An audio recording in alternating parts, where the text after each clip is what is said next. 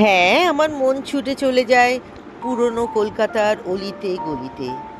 কখনো কোনো প্রাচীন মন্দিরের বারান্দায়, আবার কখনো শতাব্দী প্রাচীন জরাজীর্ণ ইট সুরকির ইমারতের সামনে ছুটে যাই।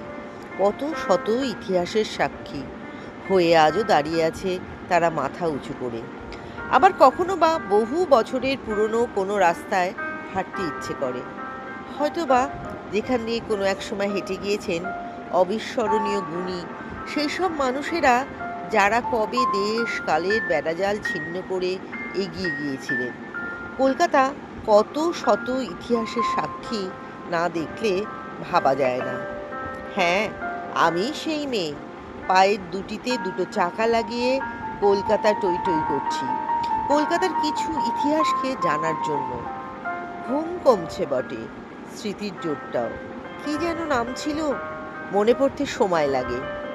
চুলে পাক, তবু কত যে স্বপ্ন ভিড় করে রোজ।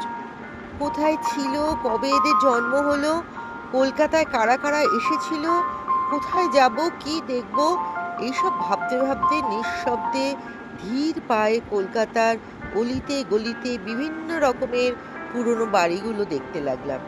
কলকাতা একটা অসম্ভব সুন্দর শহর। দেখলে মনে হয় ঈশ্বর যেন তার সমস্ত সৌন্দর্য দিয়ে মুড়ে রেখেছে শহরটাকে। আমাদের শহর ইতিহাসে ঠাসা, এবং আমরা কখনোই ঔপনিবেশিক আমলের শক্তিশালী প্রভাবকে অস্বীকার করতে পারি না, যা আমাদের সংস্কৃতি ও ঐতিহ্য গঠনে সহায়ক ভূমিকা পালন করেছে।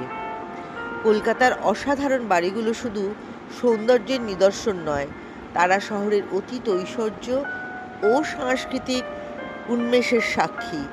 কলকাতা কেবল ইট পাথরের শহর নয়, এটি অনুভবের, স্মৃতির এবং স্বপ্নের শহর। তার অসাধারণ বাড়িগুলো যেন এক একটি সময় যন্ত্র, যা আমাদের ফিরিয়ে নিয়ে যায় এক বর্ণাঢ্য অতীতে। আজকের আধুনিক কলকাতা যতই নতুন দালান, মল, মেট্রো নিয়ে এগিয়ে যাক, তবুও তার হৃদয়ে রয়ে গেছে সেই পুরনো বনেদি বাড়িগুলোর ছায়ায়। সেই সব বাড়ি আমাদের শেখায় কিভাবে সংস্কৃতি, সৌন্দর্য ও ঐতিহ্য যুগ যুগ ধরে একটি শহরের আত্মাকে বাঁচিয়ে রাখতে পারে।